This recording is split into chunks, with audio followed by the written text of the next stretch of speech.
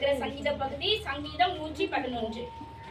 ஸ்தோத்திரம். இந்த சங்கீதம் 111ல ஆண்டவர் நம்ம எப்பவுமே 3 விதமா நம்ம பிரிச்சுக்க போறோம். அதே மாதிரி இன்றைக்கு நம்ம 3 விதமா பிரிச்ச காரியம்னா 1ல இருந்து 4 வசனங்கள் என்ன சொல்லுதுன்னா தேவனுடைய தன்மையும் அவருடைய செயல்களை குறித்ததாக சங்கீதக்காரர் பாடி இருக்கிறாரு. 5ல இருந்து 9 வசனங்கள் தேவனுடைய வார்த்தையின் வல்லமையும் அவருடைய கிரியைகளையும் குறித்து சொல்லப்பட்டிருக்கு. 10வது வசனம் தேவனுக்கு பயப்படும் பயம் அதனால் உண்டாகும் ஆசீர்வாதம். இந்த 3 காரியங்களாக இந்த நம்ம சங்கீத பகுதியை நம்ம 3ஆ பிரிச்சு நம்ம ஆராய்ச்சி பார்க்கலாம்னு. முதல் வசனத்திலே செம்மையானவருடைய சங்கத்திலும் சபையிலும் கர்த்தரை முழு இருதயத்தோடும் துதிப்பேன் அப்படின்னு ஃபர்ஸ்ட் வசனத்திலே இருக்குன்னா செம்மையானவர்களுடைய சங்கத்திலும் சபையிலும் கர்த்தர் எப்படிப்பட்டவர்னா கனத்திற்குரியவர். கர்த்தர் அப்படியே அவரை போல ஒரு தேவன் யாருமே கிடையாது. இப்போ தேவன் கனத்திற்குரியவர்ன்றனால எல்லா இடத்துலயும் நம்ம என்ன செய்ய முடியாதுங்களா, அவரை துதிக்க கூடாதுங்களா. எங்க துதிக்கணுங்களா?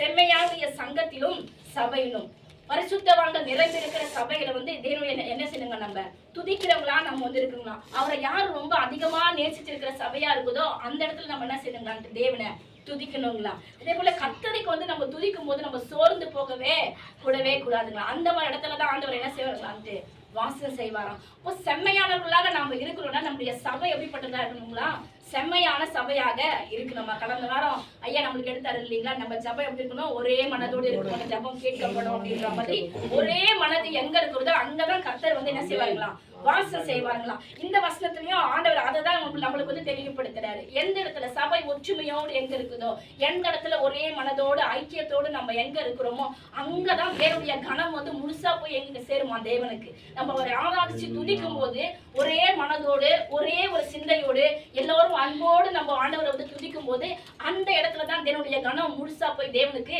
சேருதுங்களா. அப்ப நம்ம ஒற்றுமையே இல்லாம நம்மளுக்குள்ள எந்த ஒரு ஐக்கியமும் இல்லாம எந்த ஒரு அன்பும் இல்லாம நம்ம தேவனை துதிக்கும் போது அந்த கணம் தேவனுக்கு போய் சேருவதே கிடையாதுங்களா. அப்ப நம்ம சபையில நம்ம ஆராதிக்கும் போது நமக்குள்ள என்ன இருக்கணும், ஒற்றுமை இருக்கணும். நமக்குள்ள என்ன இருக்கணும், ஐக்கியம் இருக்கணும். நமக்குள்ள என்ன இருக்கணும், அன்பு இருக்கணும். முதலாவது நம்ம அன்பு இருக்கும் போது வேற எதுவுமே நம்ம கிட்ட நிக்கவே முடியாது. அன்பு இருக்கும் போது எது வந்தாலும் நம்மள தூரமா போயிடும். நம்ம சபைகளை என்ன செய்யற சொல்லும் போது சாதி பாக்குறது, கலர் பாக்குறது, அந்தஸ்து பாக்குறது, இந்த மாதிரி விஷயத்தினால என்ன செய்ய போறாங்க, நிறைய மக்களை அவாய்ட் பண்றாங்கன்ட்டு நிறைய ஊழியக்காரங்க செய்யறாங்கல்ல. ஐயா கூட கடந்த வாரம் சொன்னார் இதெல்லாம் இருந்துட்டு.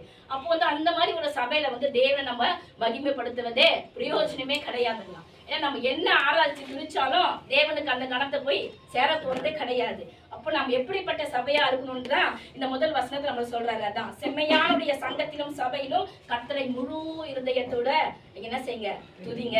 அப்படிப்பட்ட துதி தான் தேவனுக்கு பிரியமான துதியாக இங்க சொல்லப்படுது. அதுதான் அதுலயே இஸ்ரவேலர் அடுத்த 2வது காரியம், அவர் தம்முடைய அதிசயமான செய்கைகளை நினைவு கூறும்படி செய்தார். கர்த்தர் இரக்கமும் மன உருக்கமும் உள்ளவர். அவருடைய அதிசயமான கிரிகள் நம்மளுக்கு எவ்வளவு செஞ்சிருக்கிறாரு என்று கர்த்தர் அவர் சொல்ல முடியாதது எத்தனையோ இதற்கு சொல்லிக்கிட்டே இருக்கலாம். அவர் செய்கிற காரியத்தை ஒவ்வொன்றும் பைபிள் சொல்ற அத்தனை காரியங்களை விட நம்முடைய வாழ்க்கையில நமக்கு நிறைய அதிசயங்களை செய்திருக்காரு. பைபிள பார்த்தா நிறைய காரியங்கள் அவர் செய்திருக்காரு. அவர் செய்ய வைக்கிறதுக்கான நிகரானது எதுவுமே இல்லை. ஆனா நம்ம வாழ்க்கையில ஒரு நாளும் செய்து இருக்கிறாரு. ஆண்டவர் நம்மளுக்கு செய்து கொண்டே நமக்கு இருக்கிறாங்க.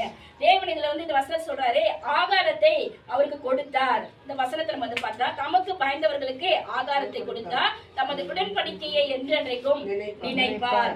நம்மளுடைய இஸ்ரவேல் ஜனங்களுக்கு அவர் என்ன செஞ்சாருன்ட்டு ஆகாரத்தை கொடுத்தாரு இல்லைங்களா. வானத்துல இருந்து கூட என்ன செஞ்சாருன்ட்டு ஆகாரத்தை கொடுத்தாரு. அப்புறம் அடுத்தது என்ன செய்தாருங்களான்ட்டு தமது உடன்படிக்கையை என்றென்றைக்கும் நினைப்பாருன்னா அவங்களுக்கு என்ன உடன்படிக்கை கொடுத்தாரு, கானான் தேசத்துக்கு நீங்க போவீங்க அப்படின்ற ஒரு வாக்குத்தத்தத்தை என்ன செஞ்சாரு அவங்களுக்கு கொடுத்தாரு. ஆகாரம் என்றது சிறிய தேவை, பெரிய தேவை எது, கானானுக்கு போறது. அப்ப சிறிய தேவையும் தேவன் சந்திப்பார், பெரிய தேவைகளையும் தேவன் செய்வார், நிச்சயமாக சந்திப்பார். அவர் கொடுத்த ஒவ்வொரு வார்த்தையும் அவர் நிறைவேற்றாமல் போகவே மாட்டார். அன்றன்றைக்கு ஒரு ஆகாரமும் நமக்கு இருக்குது. நமக்கு நம்ம லைஃபுக்கு தேவையான அத்தனை காரியங்களையும் தேவன் செய்ய அவர் சர்வ வல்லவரா இருக்கிறார்களாம். அதனால நமக்கு சின்ன தேவையான நம்ம தேவன் கிட்ட நம்ம தைரியமா என்ன செய்யலாம், கேட்கலாம். பெரிய தேவையா இருந்தாலும் செய்யலாம், தேவன் கிட்ட கேட்கலாம். சின்னதோ பெருசோ அவருக்கு கிடையவே கிடையவே கிடையாது. எதுவானாலும் என்ன செய்வார் நம்ம ஆண்டவர் நமக்கு கொடுக்க அவர் சர்வ வல்லவரா இருக்கிறாரு. அதனால இது சின்னது தானே, இதே நம்ம ஏசப்பா கிட்ட போய் நம்ம கேட்கணும், நம்ம நினைக்கவே தேவையில்லை. சின்ன காரியம் வந்தோம் நம்ம என்ன செய்யலாம், ஆண்டவர் கிட்ட வந்துட்டு கேட்கலாம். அதையும் சந்திக்க அவரே வல்லவர், அதையும் அவர் என்ன செய்வார், காது கொடுத்து கேட்பார். பெருசா தான் நம்ம கேட்கணும்ட்டு இல்லவே இல்லை. அதனால ஆண்டவர் சரி நம்ம சின்னதுதான் ஆண்டவர் செய்வார், பெருசா கேட்கறது நம்மளுக்கு செய்வாரு, நிச்சயமா செய்வார். பெரிய காரியத்தை என்ன செய்வார் ஆண்டவரே, நிச்சயமா தேவைகள் எவ்வளவு பெரிதா இருந்தாலும் அந்த தேவைகளையும் சந்திக்க அவர் வல்லவர். இன்னைக்கு நினைச்சீங்க எந்த காரியம் வந்தாலும் என்ன செய்யுங்க, நீங்க ஏசப்பா கிட்ட இன்னைக்கு கேளுங்க. இதை நம்ம கேட்கலாமா, இது கிடைக்குமான்ற எந்த வித அவிசுவாசமும் நமக்கு தேவையே கிடையாது. நிச்சயமா நம்ம தேவன் கிட்ட நம்ம கேட்டா நம்ம என்ன செய்வோம், நம்ம அதை பெற்றுக்கொள்ள நம்ம நிச்சயமா அதுக்கான தகுதி கருத்து நம்மளுக்கு கொடுத்து வச்சிருக்காரு. அவருடைய கிருபையினால நமக்கு கொடுத்து வச்சிருக்கிறாரு. அவருடைய உடன்படிக்கை ஒவ்வொன்றையும் நமக்குள்ளாக என்ன செய்வார், அவர் நிறைவேற்ற அவர் வல்லவராக இருக்கிறார். மூன்றாம் காரியத்தில் நம்ம தேவனுக்கு பயப்படும் பயம் அதனால் உண்டாகும் ஆசீர்வாதம். தேவனுக்கு நம்ம பயப்படும் போதுதான் நம்ம எப்படிப்பட்டவங்களா இருக்குமா, ஞானம் உள்ள மனிதனாவே நம்ம இருக்கிறோமா. அப்பதான் பயம் எது, பாவம் எது, கரெக்ட் எதுன்னு நம்மளுக்கு தெரியும் இல்லைங்களா. ஞானம் தான் நம்மளுக்கு என்ன செய்ய முடியும், அதை பகிர்ந்து பார்க்க முடியும். ஞானமே இல்லைன்னா அவருக்கு நான் ஏன் பயப்படணும், நான் பாட்டு பாவத்தை செஞ்சுட்டு போயிட்டே இருக்குன்னு சொல்லிட்டு நம்ம போய்கிட்டே இருக்கலாம். அப்ப நம்ம ஞானம் எப்போ தேவனுக்கு பயப்படும் போது அந்த ஞானம் தான் தேவனுக்கு பயப்படும் பயமே நம்மளுக்கு வரும். அப்போ நம்ம தேவனுக்கு பயப்படுகிறவர்களாக நாம் இருக்கணுங்களா. கர்த்தருடைய அவர் செய்யற ஒவ்வொரு காரியத்துல நம்ம என்ன செய்யணுங்களா, அவர் நம்ம செய்யறது இருப்பா, இதே சப்பா இது பிரியமா, நான் செய்யறது கரெக்டா செய்யறேன்னா இதை தவறா அப்படின்னு ஒவ்வொரு காலத்திலும் தேவனுக்கு நம்ம பயந்து நடக்கணுங்களா. பயந்து நடக்கிறவங்களுக்கு என்ன உண்டுன்னு சொல்றாங்க, நற்புத்தி உண்டுன்னு சொல்றாங்க. ஆமா, முட்டாள் யோசிச்சு பார்ப்பாங்களான்ட்டு கிடையாது. தேவனை நேசிக்காத யோசிச்சு பார்ப்பாங்களா, கிடையவே கிடையாது. அப்ப நம்முடைய ஞானத்தின் ஆரம்பமே கர்த்தருக்கு பயப்படுதல் தான். அப்ப நம்ம கர்த்தருக்கு பயந்து நடக்கும் போது இவ்விதமான ஆசீர்வாதங்கள், பெரிய பெரிய தேவைகள், சிறிய தேவைகள், இதுக்கான முன்னாடி இருக்கிற காரியங்கள் எல்லாமே அந்த ஆசீர்வாதங்களை நமக்கு கிடைக்கும். எப்போ நம்ம தேவனுக்கு பயந்து நடக்கும்போது. அப்ப நம்ம தேவனுக்கு பயந்து நடக்கும்போது, தேவனை நம்ம முழுசா விசுவாசிக்கும் போது, நம்ம சபையில ஐக்கியத்தோடு நாம இருக்கும் போது, எல்லாரும் ஒற்றுமையா அன்போடு நம்ம செயல்படும் போது தேவனை நம்ம என்ன செய்யறோம், கனப்படுத்துறோம். நம்மளுடைய தேவைகளை அவரே சந்திக்கிறாரு. அப்போ நம்ம அவரை கனப்படுத்துறவங்களா, அவரை சந்தோஷப்படுத்துறவங்களா இருக்கும்போது, அவருக்கு பயப்படும் போது நம்முடைய தேவைகள் எல்லாவற்றையும் யார் சந்திக்க போறாரு, நம் தேவன் நிச்சயமாக இயேசு நாமத்தில் அவரே சந்திப்பாரு.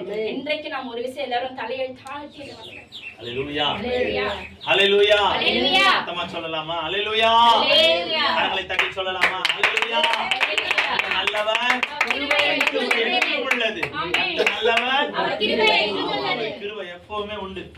மாறாத கிருபை, விலகாத கிருபை. ஹல்லேலூயா. ஒரு நாளும் சேதப்படுத்தாத கிருபை அவர் கிருபை மாத்திரம்தான். அவர் கிருபையில நம்ம நிலைத்திருக்கும் பொழுது நம்ம வாழ்க்கையில் அளவற்ற மகிமையினாலும் சந்தோஷத்தினாலும் அவர் நம்மை நிரப்ப வல்லமையானவர். ஹல்லேலூயா. கர்த்தருடைய கிருபையை மாத்திரம் நம்புங்க. சொல்றாரு, என் கிருபை உனக்கு போதும். என் கிருபைந்தாவே போதும். ஆண்டவர் சொல்லி முடிக்கிற வார்த்தை தான், என் கிருபை உனக்கு போதும்.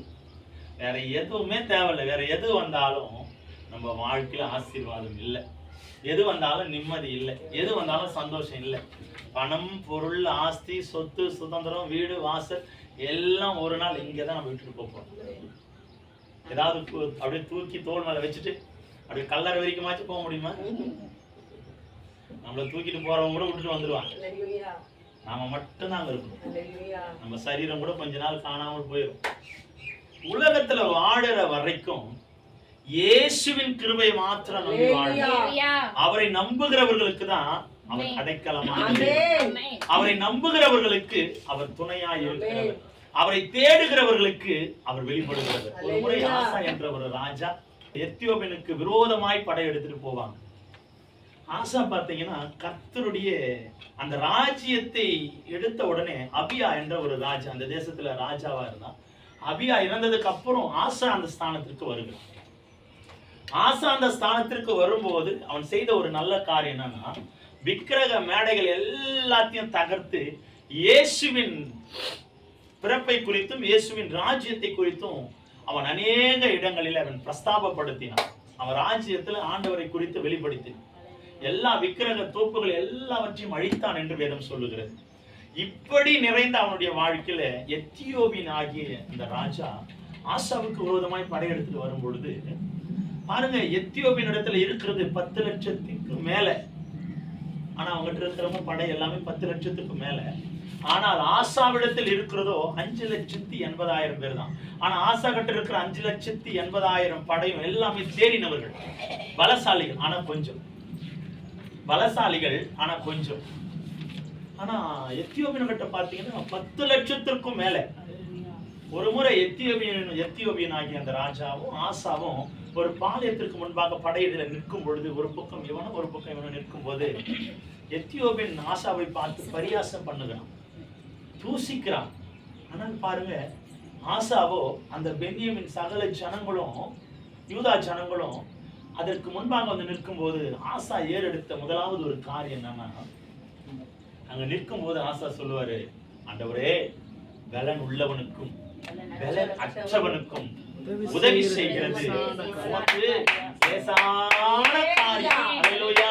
ஒருவேளை இன்னைக்கு உங்க இருதயம் சொல்லலாம், நான் பலனற்று போயிருக்கிறேன், ஒன்றுமில்லாமல் இருக்கிறேன், நான் வெறுமையாய் நிற்கிறேன், என் சரீரத்திலேயோ என் வாழ்க்கையிலேயோ என் குடும்பத்திலேயோ ஒன்றுமில்லாத சூழ்நிலையில நான் நிற்கிறேன்னு உங்க இருதயம் பேசினா, இன்னைக்கு கர்த்தர் சொல்லுகிறார், உனக்கு உதவி செய்வது எனக்கு லேசான, உதவி செய்வது எனக்கு லேசான காரியம். அல்லேலூயா.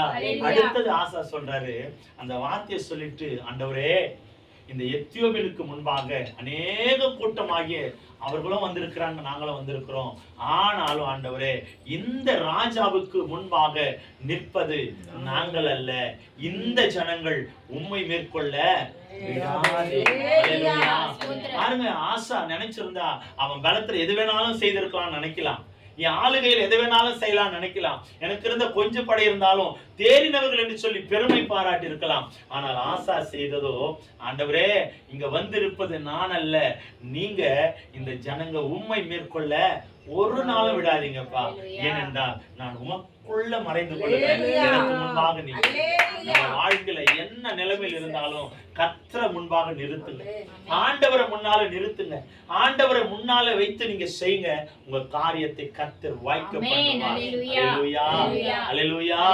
ஆமா, காரிய சித்தியோ கர்த்தரால் வரும். நம்ம காரியம் வாய்க்கணும்னா, நம்ம செய்யணும்னா, நம்ம வெற்றி பெறணும்னா கர்த்தரால மாத்திரம் தான் முடியும். கர்த்தரை நம்புகிற மனுஷன் செழிப்பான். ஆண்டவரை நம்பி நில்லுங்க. என் வாழ்க்கையில இது இல்ல, இது போயிருச்சு, இது வரணும், எதுவுமே இல்ல, கர்த்தர் வந்தா போதும். ஆண்டவர் வந்தார்னா உங்க வாழ்க்கையில அளவற்ற மகிமை, அளவற்ற கிருபை தானா ஓடி வரும். அல்லேலூயா. கர்த்தரை நம்பி நில்லுங்க. நீ நம்ம பார்க்க போகிற தலைப்பே அதுதான், கர்த்தரை நம்புகிறவனுடைய வாழ்க்கை எப்படியா இருக்க போகுது. அல்லேலூயா.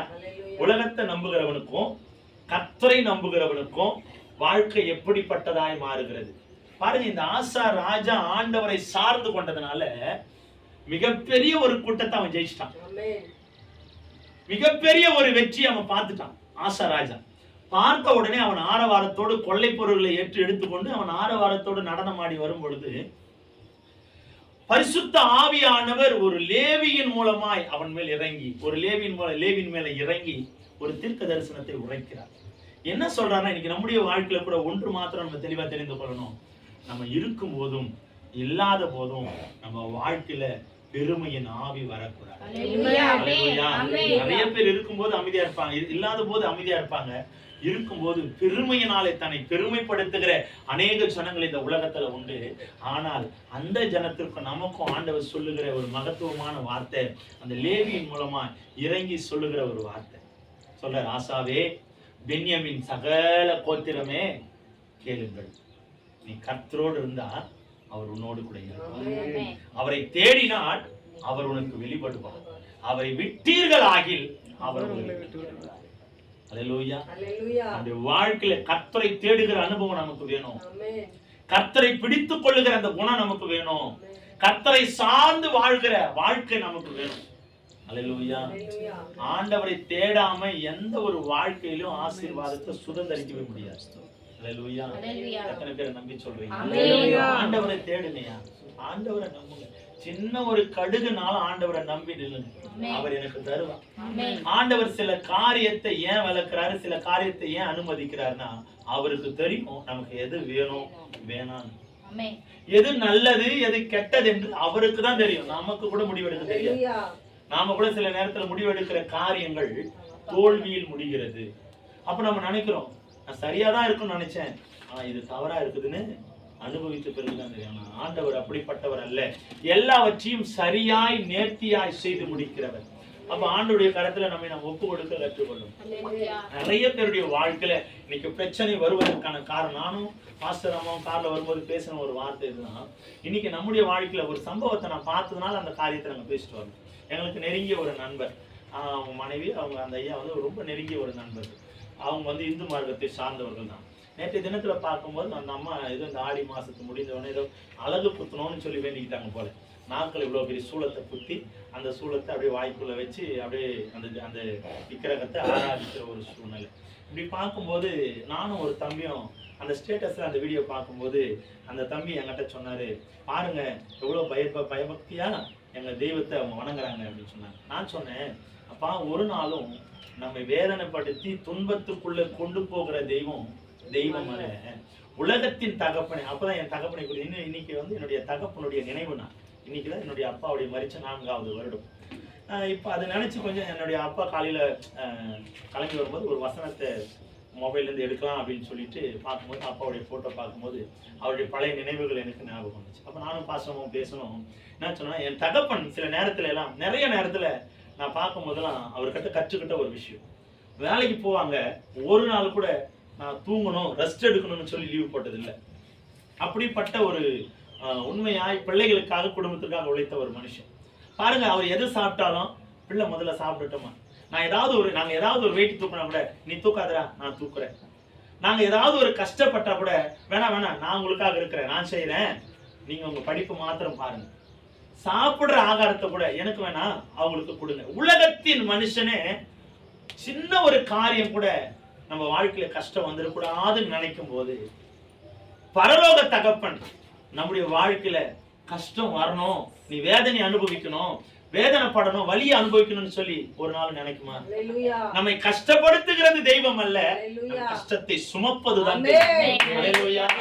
உண்மையாவே உலகத்தின் மனுஷனே நம்மளை கஷ்டப்படுத்த நினைக்காத போது நம்மை உலகத்துல உண்டாக்கி இது முதலாய் பாதுகாத்து வைத்திருக்கிற அந்த தெய்வம் நம்ம கஷ்டப்படுத்துமா? நம்மை கஷ்டப்படுத்துகிறது தெய்வம். அப்பதான் அந்த தம்பிக்கு நான் சொன்னேன், உன்னை கஷ்டப்படுத்துகிறது தெய்வம் அல்ல, உன் கஷ்டத்தை வாங்கி நம்முடைய தெய்வம் நம் கஷ்டங்களை ஏற்றவர், நமக்காக சிலுவை மரத்தில் தொங்கினவர். அப்போ அந்த தெய்வத்தை நம்புகிறதை விட்டுட்டு இன்னைக்கு அநேக மனிதர்கள் உலகத்தையும் உலகத்தை சார்ந்த காரியங்களையும் நம்பி கொண்டிருக்கிறாங்க. படைத்தவனை விட்டு படைப்புகளை நம்புகிற உலகமாய் மாறி போனது. அப்ப நம்முடைய வாழ்க்கையில நம்ம எவ்வளவு ஆசீர்வதிக்கப்பட்டவர்கள் என்று நம்ம நம்பணும். ஆமா இல்ல, நம்மளாம் யாருன்னா ஏதோ ஒரு இடத்துல பொறுக்கி எடுக்கப்பட்டவர்கள். எல்லா இடத்துலயும் இருக்கு, மண்ணு, சகதி, சேரு, குப்பை எல்லாமே இருக்கு. அந்த இடத்துல ஏதோ ஒண்ணு சின்னதா கண்ணுக்கு தெரியாத முறையில் அது கடுகளவுல இருக்கிற ஒரு பொக்கிஷத்தை எடுக்கிற மாதிரி ஆண்டவர் நம்மளுக்கு அழைத்தவர்கள் அநேகர், தெரிந்து கொள்ளப்பட்டது நீங்களும் நானும் தான். அந்த தெய்வத்தை நம்ம தெரிந்து கொண்டோம். நாம தெரிந்து கொண்டதுனாலதான் இன்னைக்கு நாம குடும்பத்தோட நிறைய டைம் யோசித்து இருக்கிறீங்களா, நான் எவ்வளவோ உண்மையாவே பாவம் செய்யாதவன், அக்கிரமம் செய்யாதவன், துரோகம் செய்யாதவன், ஆண்டவர் விட்டு விலகி போகாத மனுஷன் யாருமே இல்லை. எல்லாமே நம்முடைய வாழ்க்கையில இருக்கு. ஆனாலும் இன்னைக்கு நமக்கு ஒரு குடும்பம், வாழ்க்கை, பிள்ளைகள், ஆசீர்வாதம் எல்லாமே நிறைவா இருக்குன்னா ஒண்ணு நினைச்சு பாத்தீங்களா, கர்த்தர் நம்மை அழைத்தவர்கள், எல்லாவற்றையும் அழைத்தவர்கள் அநேகரா இருந்தாலும் தெரிந்து கொள்ளப்பட்ட ஒரு சிலராய் நான் இருக்கிறேன், அந்த இடத்துல கர்த்தர் என்னை வைத்திருக்கிறார் என்ற அந்த நம்பிக்கை நமக்குள்ள இருக்கும். நான் நிறைய டைம் நினைச்சிருக்கிறேன், என் சிறு வயதுல வாலிப வயதுல எல்லாம் பார்க்கும்போது என் வாழ்க்கை பின்மாற்றத்துக்குள்ள இருந்துச்சு. ஆண்டவரை அறியாத ஒரு வாழ்க்கை, ஆனா கிறிஸ்தவன் தான். ஆனா இன்னைக்கு கர்த்தர் இந்த ஊழியத்தையும், இந்த கனமான ஊழியத்தையும் ஒரு ஆண்டவர் சொல்ற வேத வசனம் சொல்லுது, ஆரோனை போல அழைக்கால் ஒழிய ஒரு கனமான ஊழியத்தை நம்மளால செய்யவே முடியாது. அப்போ ஆரோனை போல கர்த்தர் நம்மை அழைத்திருக்கிறாரு, ஆரோனை போல இன்னைக்கு பேச வைத்திருக்கிறாரு. மோசேக்கு பதிலாய் ஆரோன் வாயாய் போனதை போல இன்னைக்கு கர்த்தர் அவருடைய வார்த்தையை சொல்ல வச்சிருக்கிறாரு. அப்ப ஏதோ ஒரே ஒரு சூழ்நிலையில ஏதோ ஒரு காரியத்துல ஆண்டவர் என்ன நம்பி இருக்கு, என் மேல கிருபை வைத்திருக்கிறாருன்னு சொல்லி நான் நினைக்கும் போதெல்லாம் அந்த தேவாதி தேவனுக்கு நான் நன்றி செலுத்துறேன். நம்ம கஷ்டங்களையும் நம்ம பாடுகளையும் ஏற்கிற ஒரே தகப்பன் ஆண்டவர் ஒருவர். அவரை நம்பி நில்லுங்க. இன்னைக்கு நான் உங்களுக்கு சொல்லி கொடுக்கிற ஒரே ஒரு காரியம், எந்த நிலையில் இருந்தாலும், மரணமே வந்தாலும் இயேசுதான் உங்க நம்பிக்கை. அல்லேலூயா. எத்தனை பேர் நம்பிக்கை சொல்றீங்க? அதான் கையை தட்டி சொல்றேன். ஒரு அம்மாவுக்கு மாத்திரம் தான் விசுவாசம் இருக்கா? எல்லாருக்கும் விசுவாசம் இல்லையா? அல்லேலூயா. உங்களுக்குள்ள அந்த உற்சாகம் வரணும், உங்களுக்குள்ள அந்த நம்பிக்கை வரணும். நான் இன்னைக்கு சொல்லட்டுமா? ஆமென் யாரு சொல்றீங்களோ அவங்களுக்கு தான் ஆசீர்வாதம். யாரை கையை தட்டி ஆர்ப்பரிக்கிறீங்களோ அவங்க. இது மனுஷனுக்குரிய ஆசீர்வாதம், மனுஷனை கனப்படுத்துகிறது அல்ல. நீங்க கையை தட்டும் போதெல்லாம் ஆண்டவருடைய இருதயம் சந்தோஷப்படும். ஆமென் அல்லேலூயா சொல்லும் போதெல்லாம் அவர் நாம மகத்துவமாய் மாறும். இந்த இடத்துல வந்து மனுஷனுக்கு மகிமை அல்ல, கர்த்தர் ஒருவருக்கு தான். அல்லேலூயா. மனுஷனை கனப்படுத்துகிறது உன் வாழ்க்கை அல்ல. நல்ல தெளிவா புரிஞ்சுக்கணும். மனுஷனை கனப்படுத்துறதுக்கு நம்மள கர்த்தர் அழைக்கல. நாம யார் தேவைக்காக அழைக்கப்பட்டிருக்கிறோம்? ஆண்டவருடைய தேவைக்காக அழைக்கப்பட்டிருக்கிறோம். நம்ம ஆவி, ஆத்மா, சரீரம் எல்லாம் அவருக்குரியது. அவரை தான் மகிமைப்படுத்தணும்.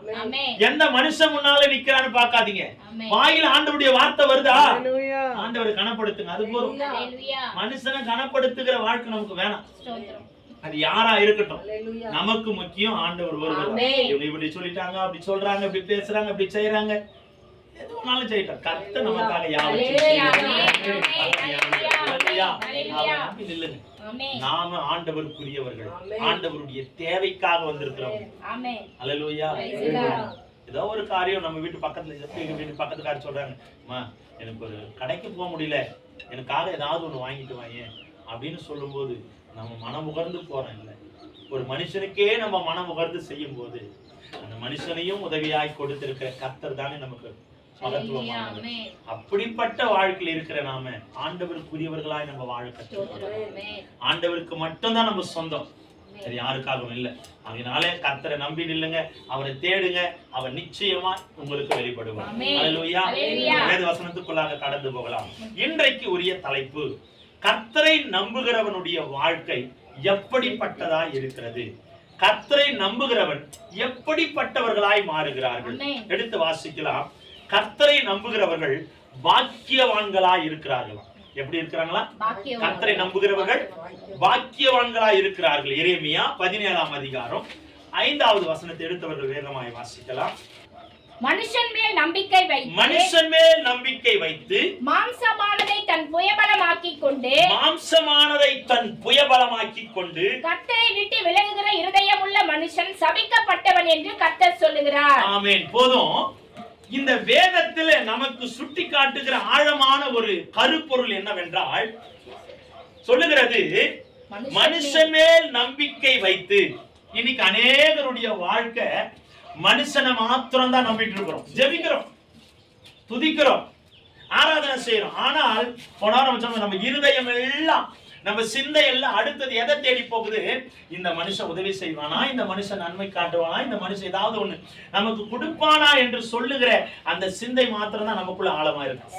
பாருங்க, இது சொல்லுகிறது மனுஷன் மேல் நம்பிக்கை வைத்து மாம்சமானதை. இன்னைக்கு சரீரத்தை நம்புகிற மனுஷன், என் பலம், என் பராக்கிரமோ, என்னுடைய ஆளுகை, என்னுடைய திறமை, என் மூளை, என் அறிவு. இன்னைக்கு அநேக மனுஷனுடைய இருதயம் கர்த்தரை நம்புகிறதை விட்டுட்டு தன்னைத்தானே நம்புகிற ஒரு சுபாவம் அநேகருக்குள்ள இருக்கு. நிறைய பேர் பார்த்துருக்கீங்களா? உன்னை நீ நம்பு, முதல்ல உன் மேல நம்பிக்கை வை. நான் இல்லைன்னு சொல்லல, ஆனால் அதை காட்டில நம்முடைய நம்பிக்கை ஆழமா எங்க இருக்கணும்னா கர்த்தர் மேல் இருக்கணும். அல்லேலூயா. கதை கூட உங்களுக்கு தெரியும். ஒரு மிகப்பெரிய ஒரு பயில்வான், என்னை யாருமே அசக்க முடியாது, சாதாரண ஒரு வாழைப்பழத்தை தோலை வலிக்கி கீழே விழுந்து செத்துப்பான். தன்னுடைய மாம்சத்தை வேதம் சொல்லுது பாருங்க, மனுஷன் மேல் நம்பிக்கை வைத்து மாம்சமானதை தன் புயபலமாக்கி கொண்டு. இன்னைக்கு அநேகருடைய பலமே என்னன்னா, என் சரீரம், என் ஆளுகை, என் திறமை, என் பலம், என் நாடி நரம்பெல்லாம் அப்படியே ரத்தம் அப்படியே கொதிக்கும். இன்னைக்கு மனுஷன் சொல்ற வார்த்தை. இன்னைக்கு அதையெல்லாம் நம்புகிற மனுஷனுடைய வாழ்க்கை கொஞ்ச நாள் கடந்த பிறகு பாரு, நான் பார்த்துருக்கிறேன் நிறைய டைம். எங்களுடைய சொந்த கிராமத்துல பார்த்தோன்னா, அப்பெல்லாம் அப்புறம் இருக்கிற வயதானவங்களாம் பார்த்தா நல்லா கல்லு மாதிரி இருப்பாங்க, எந்த ஒரு வியாதி இருக்காது. அப்ப அவங்க பேசும்போதெல்லாம் நான் கேட்டிருக்கிறேன், நாங்கெல்லாம் ஒரு கல் அனாமத்தா தூக்குவோம், அவ்வளவு பலம். எங்க கட்டை போட்டி போட யாருமே முடியாது, எங்க ஊரை எதிர்க்கிறவன் ஒருவனும் அல்ல. என்ன, நாங்களாம் பராக்கிரமசாலிகள் அப்படின்னு சொன்னவங்க. அப்போ போன மாதம் முந்தின மாதம் போய் பார்க்கிறேன், சுகர்னால பாதிக்கப்பட்டு ஒரு தட்டு கூட எடுக்க முடியாத நிலைமையில நிற்கிறான். காரணம் என்ன, குறை சொல்லல, தன்னுடைய மாம்சத்தை புயபலமாக்குகிறவர்கள். அடுத்தது ஆண்டவர் பாருங்க ரொம்ப பலியரங்கமா பேசுறாரு. புயபலமாக்கி கொண்டு கர்த்தரை விட்டு விலகுகிற இருதயமுள்ள மனுஷன் சபிக்கப்பட்டவனா. நம்ம யாரா இருக்க கூடாது? சபிக்கப்பட்டவர்களா இருக்க கூடாது. மனுஷனுடைய சாபம் ஒரு பக்கம் இருக்கட்டும், ஆண்டவர்கிட்ட ஒரு நாளும் சாபத்தை நம்ம சுமந்துடக்கூடாது. அல்லேலூயா. ஆண்டவருடைய வார்த்தை நம்ம மேல ஆசீர்வாதமா இருக்கணுமே தவிர சாபமா வந்துடக்கூடாது. அல்லேலூயா. நான் சொல்லல, வேதம் சொல்லுகிறது. கர்த்தரை விட்டு விலகுகிற மனுஷன், கர்த்தரை விட்டு வழி விலகி போகிற, உலகத்தின் மேலேயும் மனுஷன் மேலேயும் மனுஷனுடைய எல்லா ஆளுகையின் மேலே நம்பிக்கை வைக்கிற மனுஷன் எப்படி இருப்பானா? சபிக்கப்பட்டவனா இருக்கிறான். இன்னைக்கு நம்முடைய நம்பிக்கை எதுவென்று நீங்க தீர்மானிக்கணும். இன்னைக்கு நம்ம யாரை நம்பிட்டு இருக்கிறோம்? யார் மேல பற்றுதலா இருக்கிறோம்? யார் மேல உயிரா இருக்கிறோம்? யாரை நம்பி வாழ்ந்துட்டு இருக்கிறோம்? மனுஷனையா, உலகத்தையா, பணத்தையா, பொருளையா? இல்ல எல்லாவற்றையும் உண்டாக்கி கொடுத்து இது எல்லாம் உனக்கு இல்ல, நான் தான் உனக்கு சொன்னேன், தேவாதி தேவனையா? அல்லேலூயா. ஒரு விஷயம் நம்ம சிந்திக்கணும். நான் நல்ல ஒரு வேலை இருந்தா அந்த உலகத்துல சுகமா வாழ்ந்துட்டு போயிருவேன், பணம் இருந்தா சுகமா வாழ்வேன், எல்லாம் ஓகே. இந்த உலகத்துல இருக்கிற வரைக்கும் தான். பரலோகத்துக்கு எப்படி போக முடியும்? பரலோகத்துக்கு போகணும் அப்படின்னா கர்த்தருடைய நம்பிக்கை இருந்தாதான் முடியும். அல்லேலூயா. 6வது வசனத்தை வாசிங்க. அவன் அந்தரவெளியில் கரளையாய் போன செடியை போல் இருந்து நன்மை வருகிறதை காணாமல் வனாந்திரத்தின் வறட்சியான இடங்களிலும் குடியில்லாத உவர் நிலத்திலும் தங்குவான். பாருங்க, மனுஷனையும் உலகத்தையும் நம்புகிற மனுஷன் எப்படி இருப்பானா? வருகிற ஆசீர்வாதம் தெரியாம உலர்ந்து போன செடியை போல, தண்ணீர் இல்லாத பாலைவனத்தில் இருக்கிற செடியை போல. அல்லேலூயா. ஆமா, கர்த்தரை நம்பாம நாம இருந்தோம் அப்படின்னா, கர்த்தர் மேல் நம்பிக்கை வைக்காம இருந்தோம்னா, எந்த காரியத்தையும் கர்த்தர் மேல் நம்பிக்கை வைக்காம செய்தோம்னா, உலகத்திற்கு முழு நம்பிக்கையை கொடுப்போம்னா, நம்ம வாழ்க்கை வறண்டு போன செடியை போல, வதங்கி போன செடியை போல, நம்ம வாழ்க்கை ஆசீர்வாதம் வருகிறது தெரியாமே நம்ம மரித்து போய்விடுவோம். அல்லேலூயா. தயவாய் சொல்லுகிறேன், உலகத்துல எதை மேலேயும் நம்பிக்கை வைக்காது, எதை மேலேயும் நம்பிக்கை வைக்காது. கர்த்தர் ஒருவர், இயேசு என்ற வார்த்தையை தவிர உங்க இருதயம் வேற யாரையும் நம்ப கூடாது. எதை நம்பினாலும் அதுல ஒரு குறைவுகளை கட்டாயமா நம்ம பார்த்துட்டு தான் இருக்கோம். அல்லேலூயா. எத்தனை பேர் நம்பி சொல்றீங்க? கர்த்தரை நம்பி நில்லுங்க. எந்த சூழ்நிலையிலும், உயர்வானாலும் தாழ்வானாலும் மரணமானாலும் ஜீவனானாலும் கர்த்தர் ஒருவர் தான் உங்க நம்பிக்கை. அல்லேலூயா. இன்னைக்கு மனுஷன் எதையோ நம்பி வாழ்ந்துட்டு இருக்கிறான். செடியை பார்த்தா ஒரு நம்பிக்கை, மரத்தை பார்த்தா ஒரு நம்பிக்கை, கல்லை பார்த்தா ஒரு நம்பிக்கை. உங்களுக்கு தெரியும், நான் ஒரு காரியத்தை நேற்று அம்மா கிட்ட கூட போன வாரம் அம்மா கிட்ட கூட சொன்னேன். பாருங்க, அந்த சின்னம்மன் கோயிலாண்ட ஓரமா அந்த கட்டிடத்தை கட்டும் போது உடைத்து போட்ட அந்த கருங்கள், அதாவது உடைத்து போட்டு அந்த பாதியான ஒண்ணுக்கும் உதவாத அந்த கருங்கல்ல இன்னைக்கு அநேக ஜனங்க வழிபட்டு நிக்கிறாங்க. ஆமாங்க, நான் பார்த்தேன். அந்த கட்டிடத்தை கட்டும் போதியா சரியா லெவலா கல்லு வரணும்ல, அந்த கல்லை உடைக்கும் போது உடைந்து தூளா விழுந்தது பாருங்க, உடைந்து போய் விழுந்தது பாருங்க. இன்னைக்கு அந்த கல்லு தெய்வமா நிக்குது. அதுக்கு ஒரு பெரிய ஒரு கூடாரத்தை கட்டி ஒரு 7 சாமிகளை, 7 ஏதோ ஒரு சாமிகளை நிக்க வச்சிருக்காங்க. அந்த கல்லை வச்சு கருப்பு பெயிண்ட் அடிச்சு அதுக்கு மஞ்சள் குங்குமத்தை தடவி, அது ஒரு தெய்வமா? நீ காண்கிறது தெய்வம் அல்ல, உன்னை பார்க்கிறது தான் தெய்வம். அல்லேலூயா. உன்னை எல்லாவற்றையும் அறிந்ததுதான் தெய்வம். இன்னைக்கு அநேக மனிதன் அதை தான் நம்பிட்டு இருக்கிறான். என்ன பார்த்தோன்னே வேதனை ஆயிடுச்சு. அன்னைக்கு உடைச்சு போட்ட கல்லு தானே இன்னைக்கு தெய்வமா? அதுக்கு என்ன அபிஷேகம்? அதுக்கு எத்தனை பேர் இன்னைக்கு ரோடு பஸ் போறது கூட தெரியாம நடு ரோட்லயே விழுந்து வணங்கிக்கிட்டு இருக்கான். மனுஷனுடைய இருதயத்தின் பிசாசின் அடிமை எவ்வளவாய் அடிமைப்படுத்தி வச்சிருக்கிறான். அப்ப நம்முடைய வாழ்க்கையில நம்ம எதை நம்பி வாழ்ந்துட்டு இருக்கிறோம்? பணமா, பொருளா, உலகத்தின் ஆடம்பரமா? இல்ல, கர்த்தர் ஒருவரை மாத்திரம். 7வது வசனத்தை வாசிங்க. கர்த்தர் மேல் நம்பிக்கை வைத்து, கர்த்தர் மேல் நம்பிக்கை வைத்து கர்த்தரை தன் நம்பிக்கையாக கொண்டிருக்கிற மனுஷன் பாக்கியவான். யார் பாக்கியவானா? கர்த்தர் மேல் நம்பிக்கை வைத்து கர்த்தரை தன் நம்பிக்கையாய், அவர்தான் நம்பிக்கை. நீங்க முதல்ல நம்பணும், அவர் நம்பிக்கையாய் மாறணும். நம்பிக்கை வைத்து, அது சொல்ல, கர்த்தர் மேல் நம்பிக்கை வைத்து கர்த்தரை தன் நம்பிக்கையாய் கொண்டிருக்கிற மனுஷன். நம்புவது பெருசல்ல, அவர் நம்பிக்கையாய் அவன் மாறணும். அதுதான் என் நம்பிக்கையை நாம்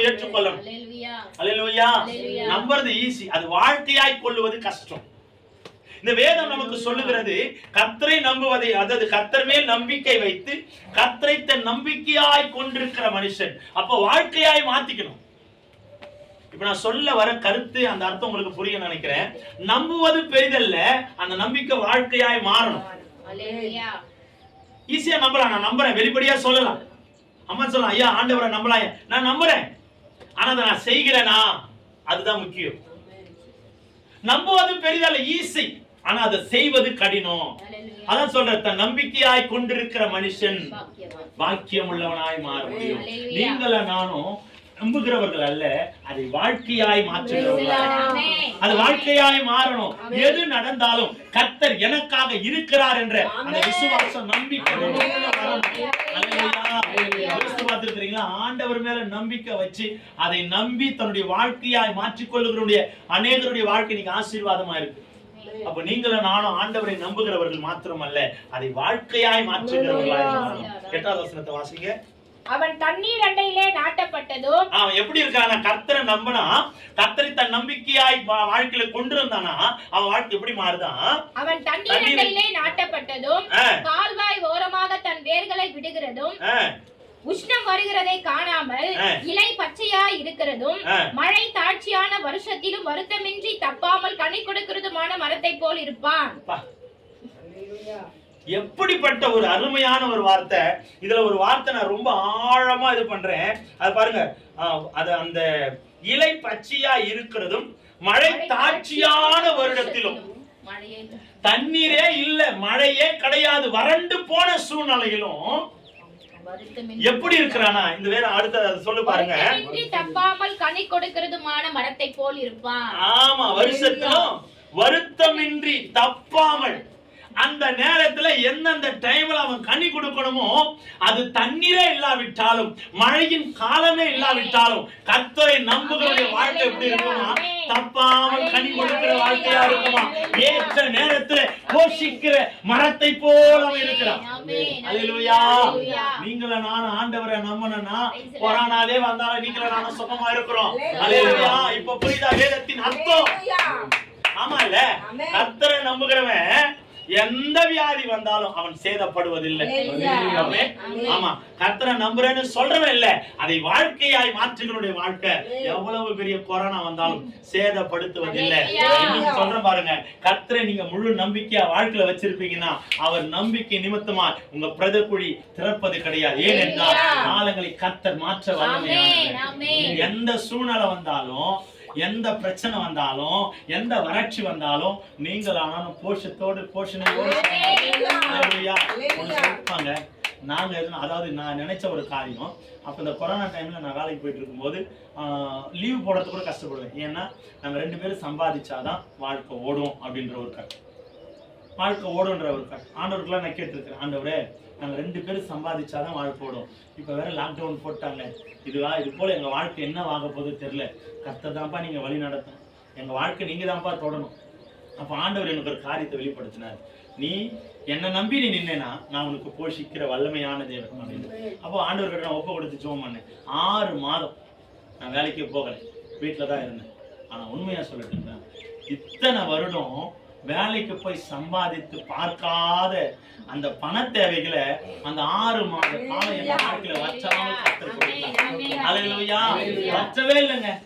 உண்மையா சொல்றேன், வச்சவே இல்லை. பணத்தின் மேல, அதாவது கர்த்தர் அவ்வளவு போஷணையை கொண்டு எங்களை வழி நடத்துவார். அது எப்படிதான் வரும்னே தெரியாது. வீட்டை விட்டு வெளியே கூட வந்தது கிடையாது. பாசமா மட்டும் தான் வெளியே சுத்துவாங்க, சில டைம்ல என்ன கூட்டிட்டு போவாங்க, அவ்வளவுதான். வெளியே கூட வந்தது கிடையாது. ஆனா எப்படி பணம் மாத்திரம் பர்சுல இருக்குன்னு தெரியாது. அல்லேலூயா. காரணம் என்ன? கர்த்தரை நம்புகிறவன் ஒவ்வொரு நாளும் ஆசீர்வாதத்தை காண அவர் உதவி செய்வார்.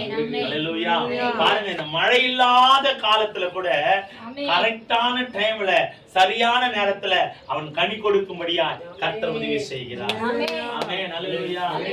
ஆமாங்க, கர்த்தரை நம்பி நின்னு பாருங்க, வறட்சியான காலத்துல கூட நீங்கள நானும் செழிப்பார். ஆமென். அந்த வார்த்தை சொல்லுது பாருங்க, அவன் தண்ணீர் அண்டையிலே நாட்டப்பட்டதும் கால்வாய் ஓரமாய் தன் வேர்களை விடுகிறதும் உஷ்ணம் வருகிறதை காணாமல் இலை பச்சையா இருக்கிறதும். பார்த்திருக்கிறீங்களா?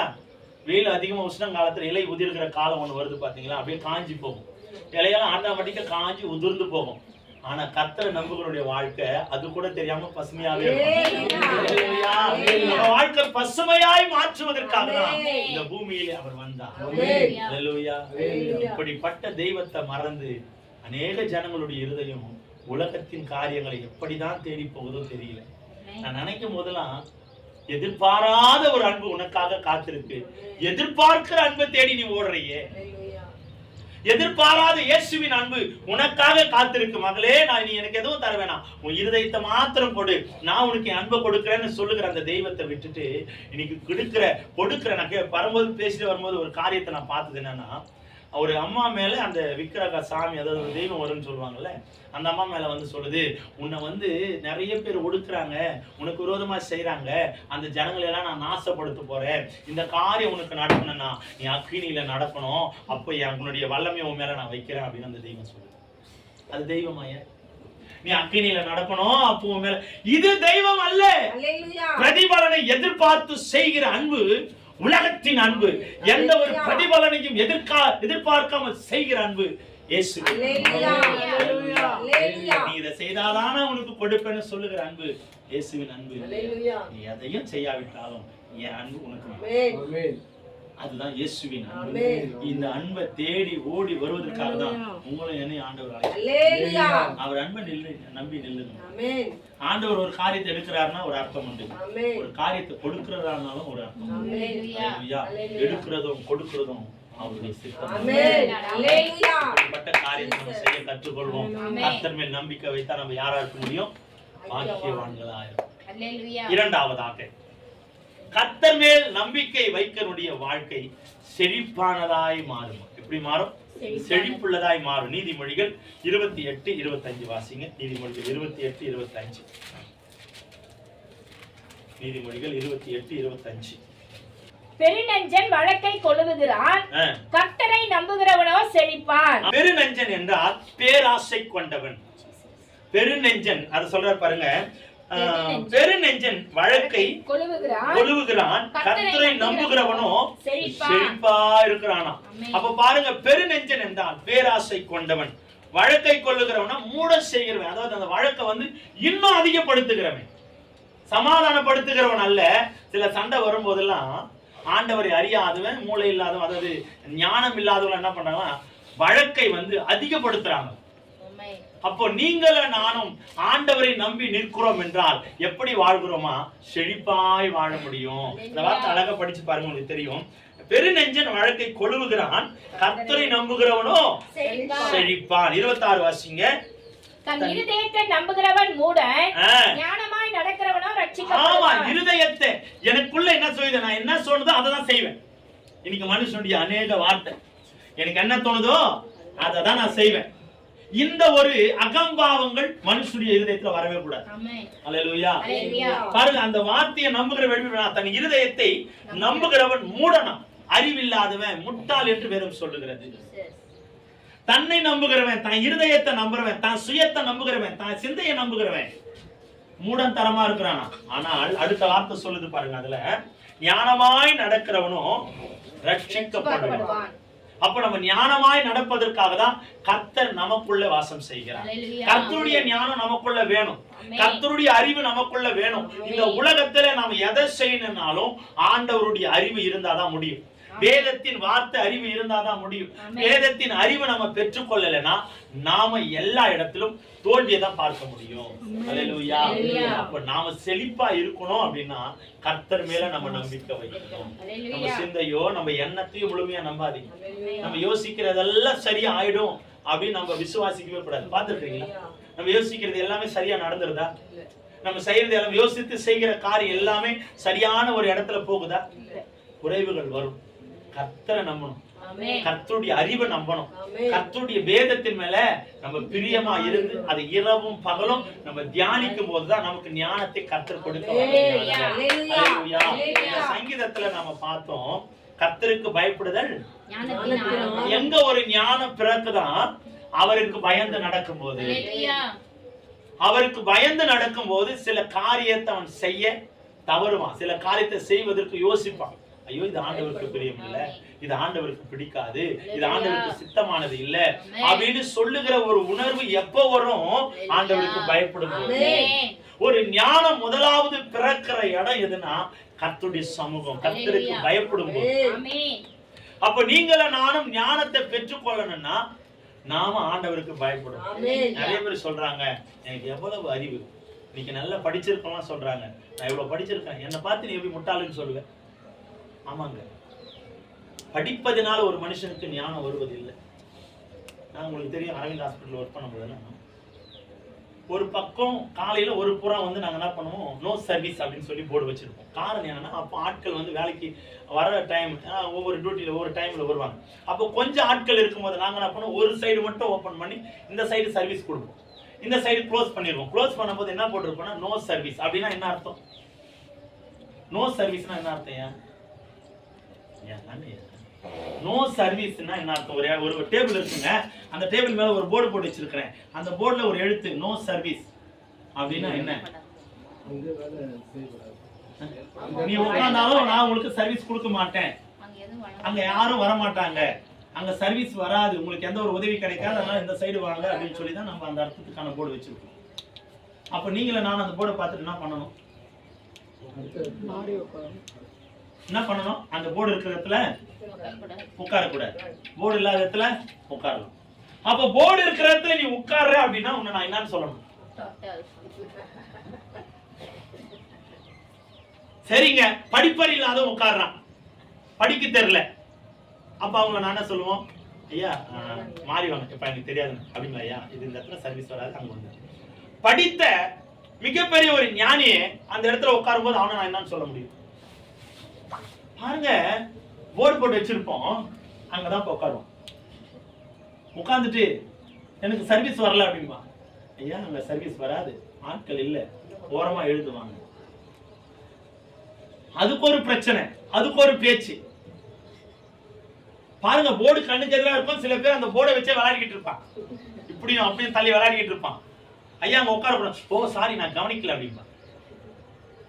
பாருங்க, மனுஷனுடைய மூளை எவ்வளவுதான் படித்தாலும் அறிவின் பெருக்கம் வரல, ஞானத்தின் பெருக்கம் வரல.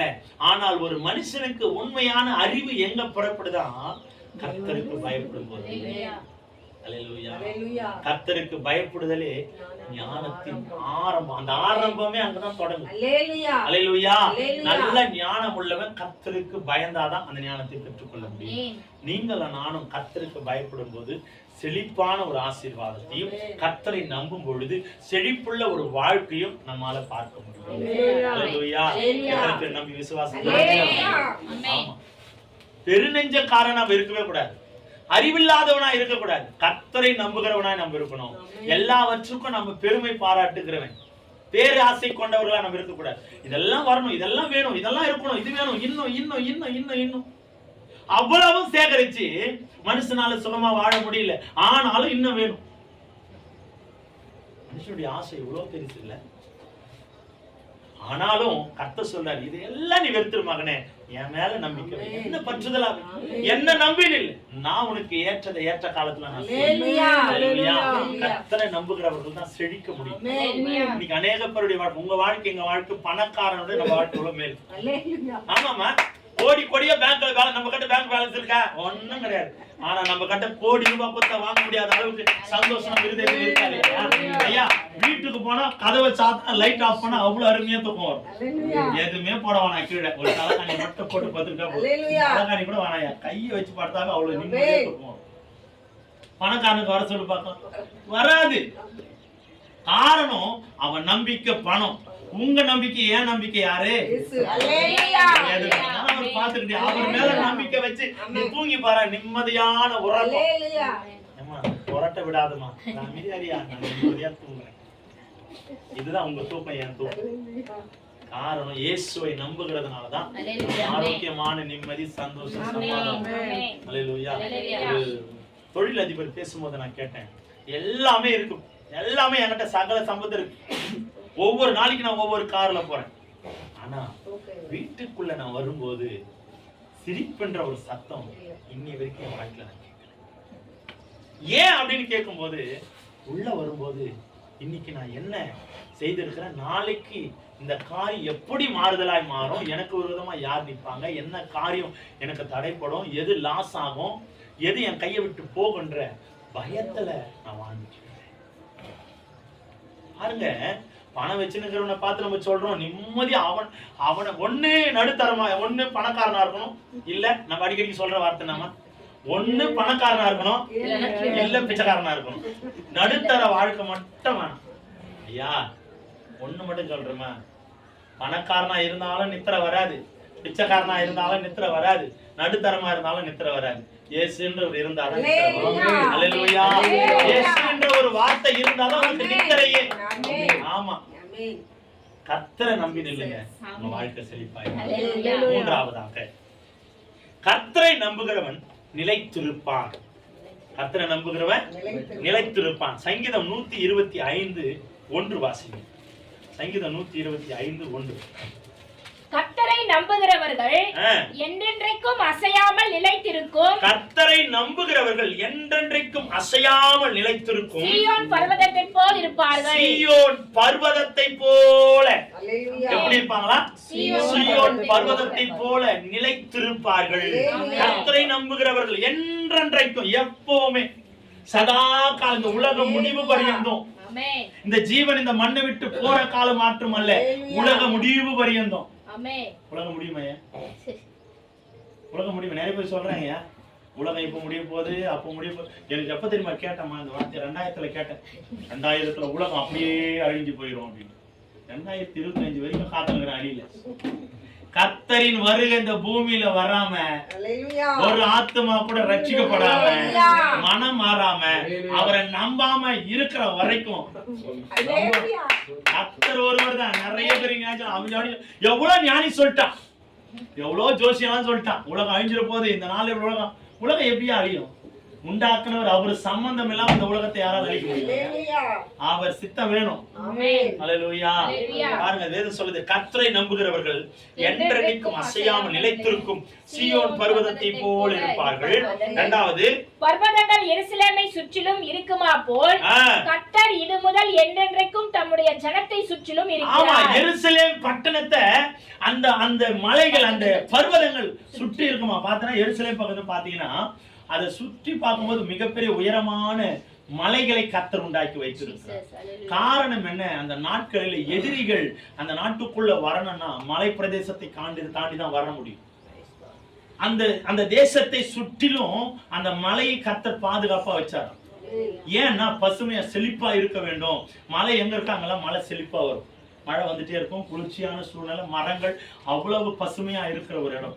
எருசலேமை சுற்றிலும் கர்த்தர் இந்த பசுமையை வைத்தார். அல்லேலூயா.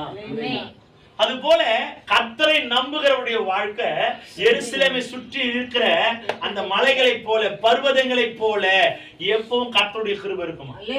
நீங்களும் நானும் ஆண்டவரை நம்புறோம் அப்படின்னா நம்ம சுற்றிலும் அவருடைய கிருபை உண்டு, அவருடைய பாதுகாப்பு உண்டு. எத்தனை பேர் நம்பி சொல்றீங்க? எனக்கு பாதுகாப்பு உண்டு. எத்தனை பேர் சொல்றீங்க எனக்கு பாதுகாப்பு உண்டு? நான் கர்த்தரை நம்புகிறேன், நான் கர்த்தரை நம்புகிறேன், எனக்கு பாதுகாப்பு உண்டு. அல்லேலூயா. கர்த்தரை நம்புகிறது நீங்க நானும் இருப்பனா நமக்கு பாதுகாப்பு நிச்சயம். வேற எதையும் நம்பிடாதீங்க.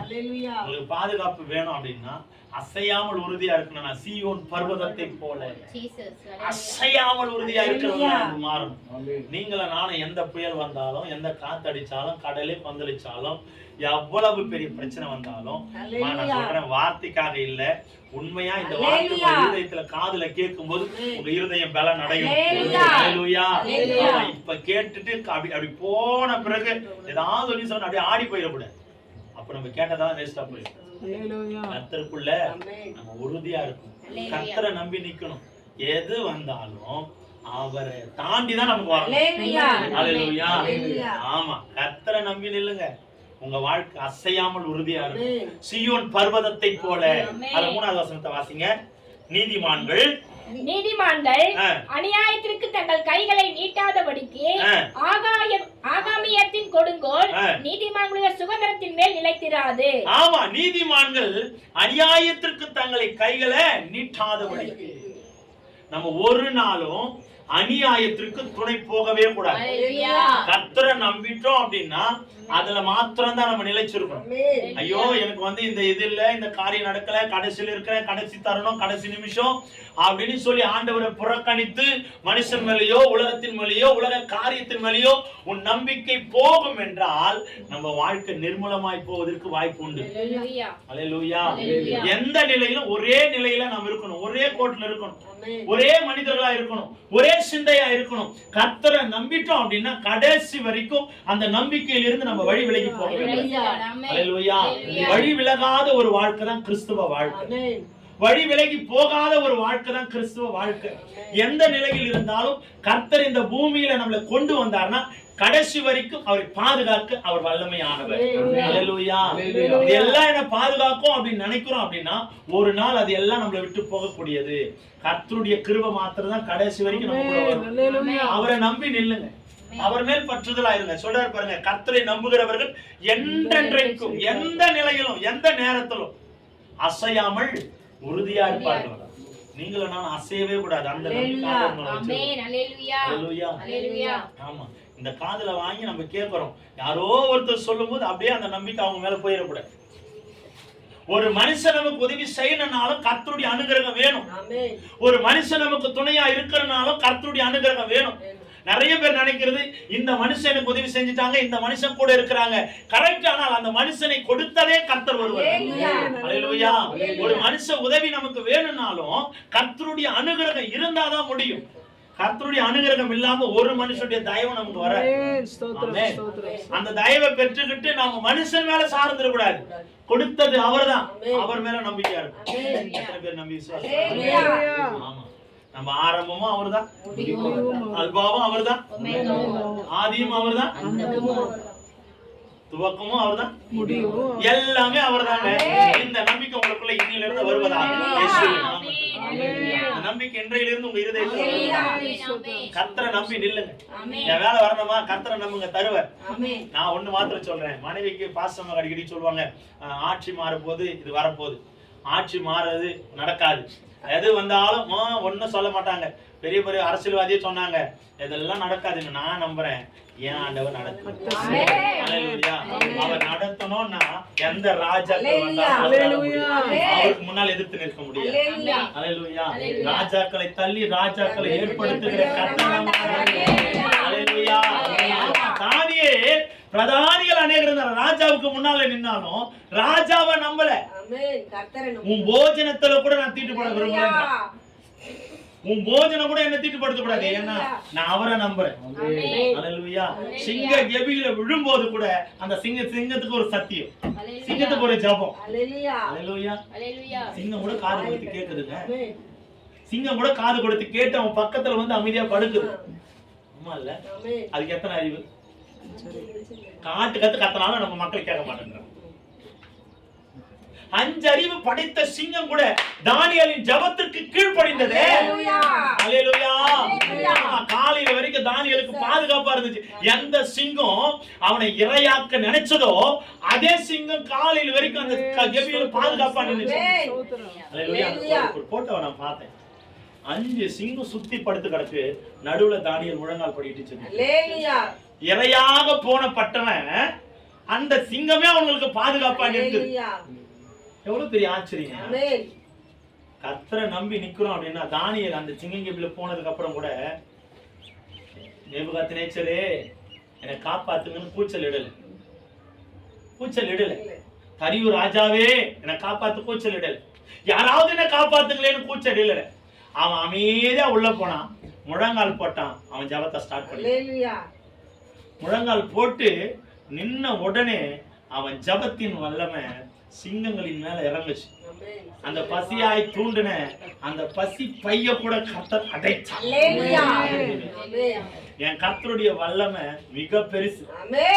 ஆண்டவருடைய வல்லமைக்கு முன்னால இந்த உலகத்தின் வல்லமை செயல்படாது. பாருங்க, எவன் போட்டானோ அவனே காலையில் அவ்வளவு ஆசையா, அவ்வளவு நைட்லாம் தூக்கம் வரலையா.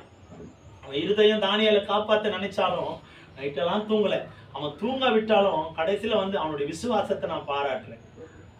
யார் விசுவாசம்? தரியு ராஜாவின் விசுவாசத்தை நான் பாராட்டுறேன். வந்த உடனே அவன் பார்த்து அவன் செய்ய வேண்டிய காரியம் என்னவா இருந்திருக்கணும்? எலும்பு இருக்குதா, ரத்தம் இருக்குதா, யாழ் இருக்கிறானா, வஸ்திரம் எப்படி இருக்கு, அவன் எந்த குற்றுயிரா இருக்கிறான், எந்த இடத்துல அவன் செத பிஞ்சு கிடக்குன்னு தெரியலையேன்னு கவலையோடு வந்திருக்கணும். வந்தவன் என்ன சொல்றான்? நீ ஆராதிக்கிற தேவன் உன்னை தப்புவிக்க வல்லவராக இருக்கிறார். இந்த விசுவாசம் உங்களுக்கும் எனக்கும் வேணும். தானியேல் விசுவாசம் அப்புறம் தானியேலுக்கு தெரியும் ஏசாமி என்ன காப்பாத்திடுவார், ஆண்டவர் என்ன காப்பாத்துவார் தெரியும். ஆனா தரிவுக்கு தெரியாது இல்ல. ஆனா தரிவுக்கு அந்த விசுவாசம் இருந்துச்சு. அல்லேலூயா. நீ இடைவிடாமல் ஆராதிக்கிற உன் தேவன் உன்னை தப்புவிக்க வல்லவராய் இருந்தாரா? இந்த விசுவாசம் உங்களுக்கு வரணும். வந்தாதான் நம்ம ஆண்டவர் மேல நம்பிக்கை வச்சிருக்கோம். ஆமென். சாத்ராக் மேஷாக் ஆபேத்நேகோ அக்கினி ஒன்னு சொல்லட்டுமா? சாத்ராக் மேஷாக் ஆபேத்நேகோட விசுவாசம் ஆண்டவரையே அக்கினிக்குள்ள இறக்குற அளவுக்கு இருந்துச்சு. அவ்வளவு வல்லமை, அவ்வளவு உறுதியா. எனக்கு ஆச்சரியம் என்னன்னா, ஆண்டவரே அந்த அக்கினிக்குள்ள இறங்கி வராருன்னா அவங்க விசுவாசம் எவ்வளவு ஆழமா இருக்கு. நினைச்சு பார்த்துருக்கீங்களா? விசுவாசிக்கலாம் ஐயா, விசுவாசிக்கலாம். ஆபத்தை பார்க்கறதுக்கு முன்னால வரைக்கும் விசுவாசிக்கலாம். என்னமா சொல்றீங்க? கடைசி ஒரு நிமிஷம் தான் இருக்கு, உள்ள போறோம். நமக்கு அந்த தைரியம் இருக்குமா? ராஜாவே நீ என்ன சொல்றியோ அப்படியே கேட்கறது. கையெழுத்து கும்பிட்டு ராஜா காலில் விழுந்து மண்டிட்டு அவன் என்ன சொல்றான் அந்த பொற்சொல்லியை வணங்கணும். அதானே, இதுதானே வேணும் உங்களுக்கு இதுதானே எதிர்பார்க்குறீங்க. என்ன பண்ணணும் சொல்லுங்க? இதெல்லாம் பண்ணணும்னா நீங்க என்ன சொல்றீங்க? நீங்க முட்டி போடுறத நான் சாஸ்தாங்கமா விழுறேன், நீங்க ஏன் கவலைப்படுறீங்க? சொல்லி கழுவுற மீன்ல நழுவுற மீனா இருந்து போயிருப்போமா மாட்டோமா? நான் சொல்றீங்க அமைதியா இருக்கிறீங்க ஐயா. ஆபத்தை பார்க்கறதுக்கு முன்னால வரைக்கும் நம்ம விசுவாசம் அப்படியே பயங்கரமா ஆனால் கொண்டு இருக்கலாம். பார்த்துட்டோம் வந்துருச்சு கிட்ட, அவ்வளவுதான், வழியே இல்லை அப்படின்னு ஆனதுக்கு அப்புறம் நம்ம விசுவாசிப்போமா? நான் விசுவாசிப்புன்னு யார் மாத்தாட்டவே முடியாது. எனக்கு சாத்ராக் மேஷாக் ஆபேத்நேகோட விசுவாசம் அப்படியே இருக்குன்னு யாரும் சொல்ல முடியாது. நீங்க நமக்கு என்ன இருக்கு? குடும்பம் இருக்கு, குழந்தைங்க இருக்கிறாங்க, அநேக கடமைகள் இருக்கு. இதெல்லாம் பார்க்கும்போது நமக்கு உயிர் பயம் இருக்கு. இதெல்லாம் பார்க்கும்போது நம்ம விசுவாசிப்போமா அப்படின்னு நம்ம சொல்லவே முடியாது. ஆனாலும் அந்த வாழ்க்கைக்குள்ள நம்ம போகணும். அப்பதான் இயேசுவின் விடுதலையை நம்ம பார்க்க முடியும். அவர்கள் போனார்கள், 3 பேரும் போனாங்க. போட்டு அந்த நேபுகாத்நேச்சார் எட்டி பார்க்கறான், கேக்குறான், டேய் நான் 3 பேரை தானே போட சொன்னேன், ஏன்டா 4வது ஒரு ஆளை தூக்கி போட்ட? யாரு தேடி நம்மால யாரும் குறையானா பாரு. தேடினானா இல்லையா? நான் 3 பேரை போட சொன்னா 4வது ஆளை யாரா தூக்கி போட்டது? நம்மால யாரு குறையிறாங்க பாரு, தேடு, கண்டுபிடி. தேடும் போது ஒருத்தன இல்ல, ஆனா 4வது ஆளுடைய அந்த முகரூபம் சாயல் 3 பேருடைய சாயலுக்கு வேறுபட்டதாக பார்க்க கூடாத அளவிற்கு அக்னியை போல இருந்தது. பாருங்க 3 பேரும் அந்த அக்னியில ஆராதனை, அப்படியே தரையில ஆராதனை நடத்தலாம். அக்னியில ஆராதனை நடத்துற ஒரே கூட்டம் நாம தாங்க. எத்தனை பேர் விசுவாசத்தோட சொல்றீங்க? தரையில ஆராதனை கூட்டம் நடத்த, அக்னியில ஆராதனை கூட்டம் தேவனை விசுவாசிக்கிறது. பாருங்க, சாத்ராக் மேஷாக் ஆபேத்நேகோ விசுவாசித்தாங்க. அக்னியில ஒரு ஆராதனை நடந்தது. அந்த ஆராதனை கூட கர்த்தருடைய வல்லமை, பரிசுத்த ஆவியானவர் அவர்களோடு உலாவினார். அவங்க வஸ்திரம் கூட கருகி போகல, கருகி போன நாற்றம் கூட எடுக்கல. அப்ப வந்தது நேபுகாத்நேச்சருக்கு விசுவாசம். அடடே, இவ்வளவு பெரிய சிலை மகத்துவம் இல்ல, இவர்களோடு நடக்கிற அந்த தெய்வம் தான் மகத்துவம். அவன் புரிந்து கொண்டான். எவன் சொன்னாலும், எவன் தூக்கி அக்னியில போட சொன்னானோ அவனே சொல்றான், இடைவிடாமல் சாத்ராக் மேஷாக் ஆபேத்நேகோ என்பவர்களே, இடைவிடாமல் ஆராதிக்கிற உங்க தேவன் உங்களை தப்புவித்தார் என்று சொன்னான்.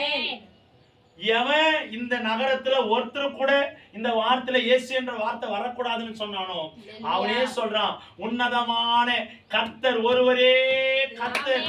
எல்லாரும் இதை சொல்லணும்னு அவன் ஆர்டர் போடுறான். அல்லேலூயா. இவர்தான் பெரியவர், நான் இல்ல. அவன் இருதயத்தை கர்த்தர் மாற்றி. அதுக்கான காரணம் என்ன? நம்பிக்கை, விசுவாசம். நீங்களும் நானும் கொண்டிருக்கிற நம்பிக்கை பக்கத்து வீட்டுக்காரனை மாத்தணும். நீங்களும் நானும் கொண்டிருக்கிற நம்பிக்கை நம்ம வேலையில் இருக்கிறவனை மாத்தணும். நீங்களும் நானும் கொண்டிருக்கிற நம்பிக்கை நம்ம தண்ணி பிடிக்கிற போற இடத்துல மாத்தணும். அப்பதான் உண்மையான நம்பிக்கை நீங்க வச்சிருக்கீங்கன்னு அர்த்தம். அல்லேலூயா. ஆமா, நான் விசுவாசிக்கிறேன் நம்புறேன்னு சொல்றது பிரச்சனை இல்ல, நம்ம நம்பிக்கை ஒருத்தரை மாத்தணும். அப்பதான் உங்க நம்பிக்கை இவ்வளவு ஆழமா இருக்கு நம்ம கற்றுக்கொள்ள முடியும். அல்லேலூயா. வேதம் சொல்லுது பாருங்க, அவ்வளவு அருமையா. கர்த்தரை நம்புகிறவர்கள் என்றென்றைக்கும் எப்பவுமே சதா காலங்களிலும் நிலைத்திருப்பார்கள். நான்காவதாக, கர்த்தரை நம்புகிறவன் உயருவான். கர்த்தரை நம்புகிறவன் உயர்த்தப்படுவான். எடுத்து வாசிக்கலாம். நீதிமொழிகள் 29:25 வாசிங்க. நீதிமொழிகள் 29:25. மனுஷனுக்கு பயப்படும் பயம் கண்ணியை வருவிக்கும். கர்த்தரை நம்புகிறவனோ உயர்ந்த அடைக்கலத்திலே வைக்கப்படுவான். மனுஷனுக்கு பயப்படுகிற பயம். பாஸ்டர் என்ன சொல்வாரோ, ஐயோ எங்க அப்பா அம்மாவுக்கு தெரிஞ்சா என்ன ஆகுமோ, ஐயோ என் மனைவிக்கோ என் கணவருக்கோ தெரிஞ்சா என்ன ஆகுமோ, சபை மூப்பருக்கு தெரிஞ்சா என்ன ஆகுமோ, பக்கத்து வீட்டுக்காரன் பார்த்துட்டா என்ன ஆகுமோ. இது ஒரு நாளும் நம்மை உயர்ந்த அடைக்கலத்துக்குள்ள கொண்டு போகாது. ஐயா, நான் உங்களுக்கு ஏற்கனவே உங்களுக்கு அடிக்கடிக்கு சொல்றேன், அதே வார்த்தை தான் இப்போ சொல்றேன். 2000 கண்களுக்கு உங்களால மறைய முடியும், 2 கண்களை தவிர. 2 கண் ஆண்டோடைய கண்ணுக்கு தவிர 2000 கண்ணு உங்களால மறைச்சிடலாம். இயேசுவின் கண்ணு 2 கண்ணை நம்மளால மறைக்க முடியாது. அல்லேலூயா.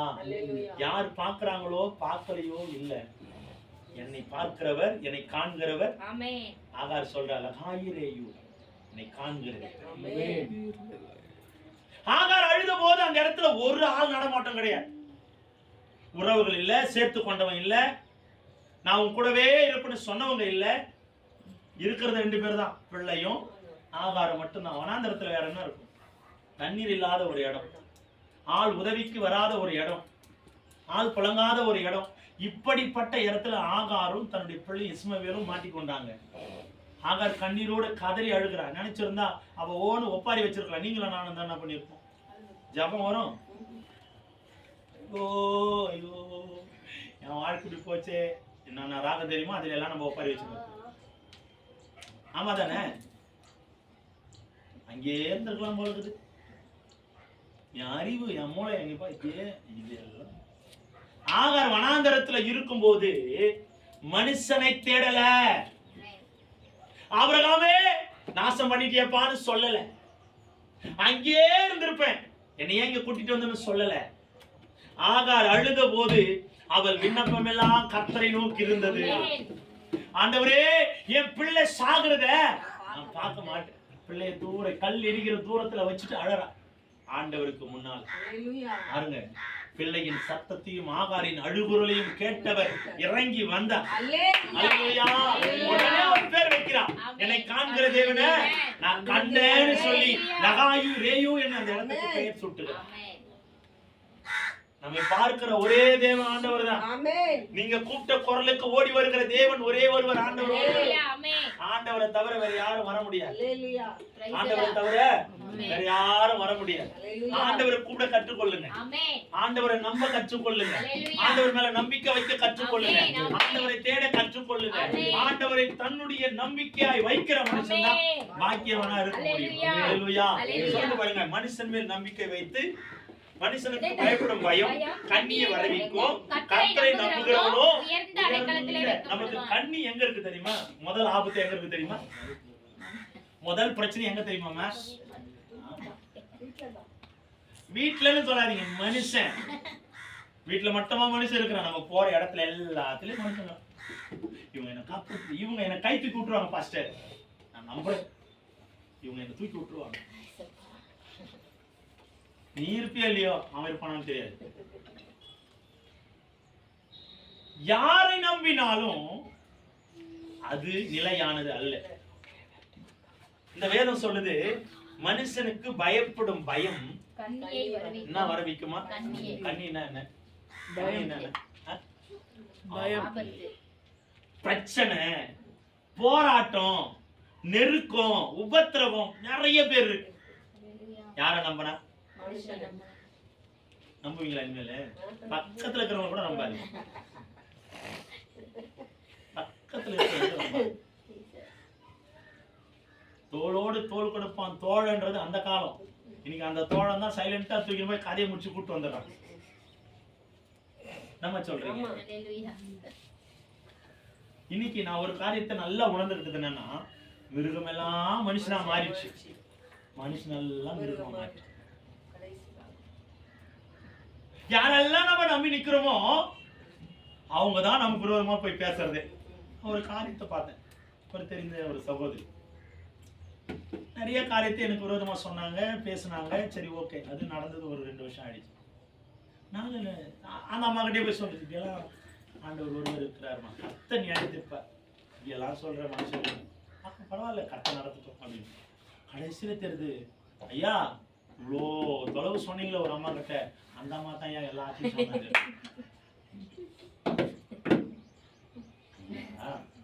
உலகத்தின் மனுஷனுடைய எண்ணங்கள் எல்லாமே கடவுளுக்கு அப்பாற்பட்டது. ஆண்டவரோட மிங்கிள் பண்ணவே முடியாது. பாருங்க, மனுஷனுக்கு பயப்பட இவங்க என்ன பார்த்துருவாங்க, நான் தவ இல்ல, ஆண்டவர் என்ன பார்க்கிறார்.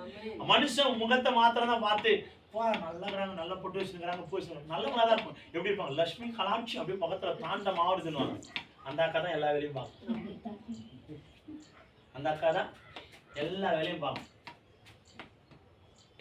நல்லா முகத்துல பவுடர் அடிக்கிறான், நல்லா பவுடர் அடிக்கிறவன் பார்த்து நல்லவனும் சொல்லிடக்கூடாது, ஒண்ணுமே இல்லாதவனை பார்த்து கெட்டவனும் சொல்லிடக்கூடாது.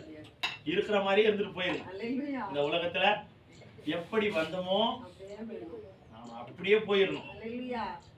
கிறிஸ்துவ வாழ்க்கை என்பது கண்ணாடி போன்றது. உங்களுக்கு ஏற்கனவே அந்த கதை சொல்லியிருப்பேன். தூசிக்கிறவனையும் பார்க்காதீங்க, புகழவனையும் பார்க்காதீங்க, இகழ்கிறவனையும் பார்க்காதீங்க, சைலண்டா இருக்கிறவனையும் பார்க்காதீங்க, சத்தம் போடுறவனையும் பார்க்காதீங்க. உங்க இருதயத்தை யாருக்கிட்ட கரெக்டா கொண்டு போய் பத்திரமா சேர்க்க முடியுமோ அங்க சேர்த்துருங்க. அவ்வளவுதான். புரியுதுங்களா? கொஞ்சம் விரிசல் வந்தா கூட இயேசுவுக்குள்ள நாம ஜாக்கிரதையா இருந்து போயிடணும். ஓடுகிற ஓட்டத்தை பொறுமை, அதாவது நல்ல போராட்டத்தை போராடினேன், ஓட்டத்தை முடித்தேன், விசுவாசத்தை காத்துக்கொண்டேன், இது முதலாய் ஜீவக்கிரீடம் எனக்கு. அதை நான் சுதந்திரிக்க என் ஆண்டவர் என் வருகையினால அதை எனக்கு தந்தார். இந்த விசுவாசம் நமக்குள்ள வேணும். நல்ல போராட்டத்தை போராடணும், ஓட்டத்தை முடிக்கணும், விசுவாசத்தை, கொடுக்கப்பட்ட விசுவாசத்தை. இதுதான் ஜீவக்கிரீடத்தின் அடையாளம். இதுல கொஞ்சம் மிஸ் ஆனாலும் ஒண்ணு பண்ணும். மனுஷனை நம்புவதை பார்க்கலாம் ஆமா, அவர் பார்த்து சொல்ல, மனுஷனை பார்த்து சொல்றாரு, மனுஷனை விசாரிப்பதற்கும் நேசிப்பதற்கும் மனுஷகுமாரனை விசாரிப்பதற்கும் அவன் ஏமாத்துறோம் சொல்லிட்டு சொல்றாரு. ஆனாலும் நமக்கு இவ்வளோ நம்மள அவ்வளோ லோல இருந்தாலும், ஆனா ஆண்டவர் அடுத்து பார்த்து சொல்றாரு, அவன் தேவ தூதிலும் நம்மள அப்படி வச்சாலும் நம்மளுடைய எண்ணங்கள் மாறல, குணங்கள் மாறல, பேச்சு மாறல. கொஞ்சம் அப்படி மாத்தினா போதும், அவனாயா அப்படின்றது. நம்மள தடவி கொடுத்துட்டே இருக்கிறவங்களை பார்த்து நல்லவனும் சொல்லக்கூடாது. நாம சொல்லட்டுமா, எங்க கண்டிப்பு இருக்கோ அங்க உண்மையான அன்பு இருக்கும். எங்க நல்லா பூசி முழுகுறாங்களோ அந்த இடத்துல ஏதோ பெரிய பள்ளம் வெட்டிட்டு இருக்கிறாங்கன்னு அர்த்தம். அல்லேலூயா. கர்த்தருக்குள்ள நாம எப்பவுமே நம்பிக்கையா இருக்கணும். மனுஷன் மேல நம்பிக்கை வச்சு ஓடணும்னு ஒரு நாளும் நினைக்காதீங்க. பாதியில இறக்கி விட்டு போற காலம் தான் இந்த காலம். அல்ல, மனுஷனுக்கு பயப்படுகிற பயத்தை விட்டுட்டு தேவன் மேல் பயத்தை வச்சுக்கணும். அப்படி இருக்கிறவன் உயர்ந்த அடைக்கலத்துல வைக்கப்படுவான். அதுல 26வது வச்சுங்க, பாத்தீங்க. ஆளுகை செய்கனுடைய முக தரிசனத்தை தேடுகிறவர்கள் அநேகர், ஆனாலும் அவனுடைய நியாயம் கர்த்தராலே தீரும். ஆமா, இன்னைக்கு நம்ம யார் முகத்தை தேடுறோம்? மனுஷன் முகத்தை விடுங்க. அடுத்தது யாரு?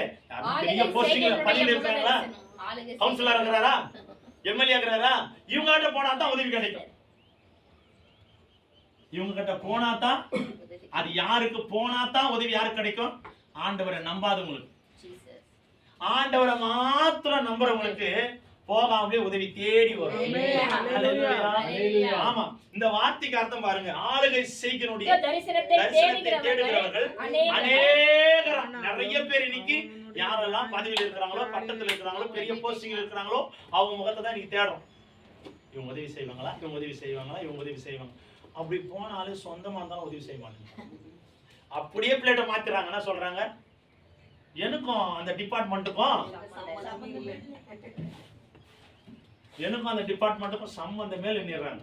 காரணம் என்ன? நாளைக்கு நம்ம போய் பிரச்சனையில மாட்டிக்கூடாது இல்ல. ஐயா, உண்மையா சொல்றேன், உறவுகளா இருந்தாலும் சுயநலம் உண்டு. உறவுகளாகவே இருந்தாலும் சுயநலம் உண்டு.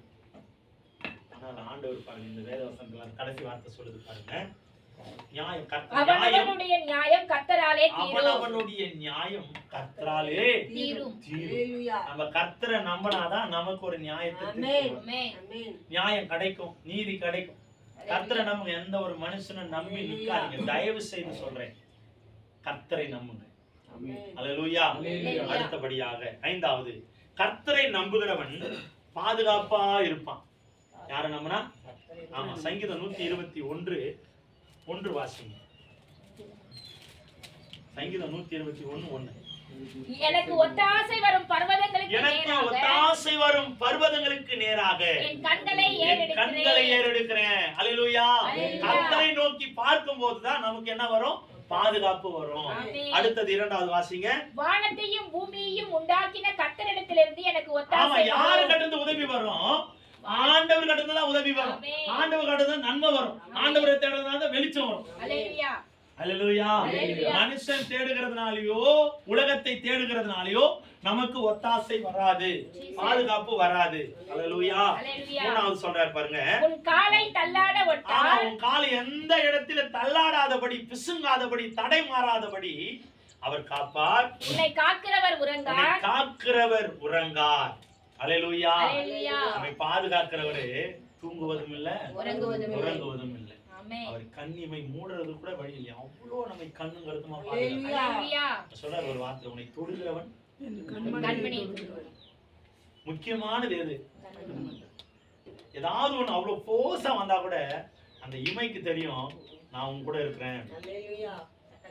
பாருங்க ஐயா, எவ்வளவு ஒரு மகத்துவமான ஒரு செயல் ஆண்டவர் உண்டாக்கி வச்சிருக்காரு.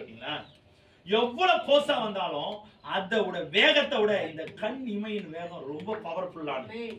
அவ்வளோ வேகமா வந்தாலும் டக்குன்னு கண்ணை மூடுகிற அளவிற்கு கர்த்தரை படைத்திருக்கு. அது போல ஆண்டவருடைய கிருபை இரக்கம் இருக்குதான். புரியுதுங்களா? வார்த்தை சொல்றாரு, இதோ உன்னை காலை தள்ளாட ஒட்டார், காக்கிறவர் உறங்கார். உறங்குவதும் இல்லை, தூங்குகிறதும் இல்லை. எப்பவுமே நமக்காக, நம் பாதுகாப்பிற்காக அவர் விழித்திருக்கிற தேவன். அல்லேலூயா. சேதங்கள் வராதபடி பாதுகாக்கிற தேவன். இப்படிப்பட்ட தெய்வத்தை தான் நம்ம நம்பணும். என்ன சொல்றீங்க? வேற எதையும் நம்பி போயிடாதீங்க. போனாலும் வரும்போது வெறுமையா தான் வரணும். கையில ஒண்ணும் இருக்காது. போகும்போது எப்படி போனீங்களோ, யாக்கோபு போனான். போனவன் அந்த ஆண்டவரை பிடிச்சுக்கிட்டான். போன இடம் அவனுக்கு அகைன்ஸ்டா இருந்தாலும், புரியாம இருந்தாலும், கவலையா இருந்தாலும், ஏமாற்றமா இருந்தாலும், ஆனா அவன் லாபானை நம்பி நிக்கல, கர்த்தரை நம்பி நின்றான். அவனுக்கு தெரியும், நான் யார நம்பினா எனக்கு நன்மை வரும். போனவன் வெறும் கையோட போனவன் திரும்பி வரும்போது மாமன் பின்னாடி நிக்குது. ஏன் இவனை பார்த்து சாகடிக்கணும்னு வகை தேடுனானோ அவனே அவனை பார்த்து சொல்றான், எல்லாம் எனக்கு வேணாம், நீ மட்டும் போ. காரணம் என்ன? அவனோடு இருக்கிறது யார் என்று ஏசா அறிந்து கொண்டான். இவன் போனவன் இவ்வளோ ஆரவாரத்தோட, இவ்வளவு பணபலத்தோட வர்றான்னா, இவன் யாரையோ ஒருத்தனை நம்பிட்டான், யாரோ ஒருத்தரை பிடிச்சுட்டான். ஆனா இவன் பிடிச்சது மனுஷனா இருந்தா ஒரு அளவுக்கு தான் இருக்கும். ஆனா இவன் மனுஷனுக்கும் மேலாக யாரோ ஒருவரை பிடிச்சதுனால திரளான சேனை, ஆஸ்தி, சொத்து, சுதந்திரம், இவன் கூட மகிமையா இருக்கிறத நான் கண்டுட்டேன்னு ஏசா புரிந்து கொண்டேன். நீங்களும் நானும் கர்த்தரை நம்பினா எதிரில் இருக்கிறவனுக்கு தெரியும் உங்க கூட என்ன இருக்கு. பிசாசுக்கு தெரியுது யோபோடு கூட யார் இருக்கிறது. அவன் சாதாரணமான மனுஷனா இருந்தா பிசாசு நேரா யோபுக்கு முன்னால போய் நின்று இருந்திருக்கணும். என்ன சொல்றீங்க? புரியுதுங்களா ஐயா? யோபு சாதாரண ஒரு மனுஷனா இருந்தா பிசாசு யோபுக்கு முன்னாலதான் போய் நின்று இருந்திருக்கணும். ஏன் பிசாசு யோபு இடத்துல போல? அவனுக்கு தெரியும் பூட்டு இங்க இருக்கு, நான் சாவியை தேடி போனாதான் இதை திறக்க முடியும்.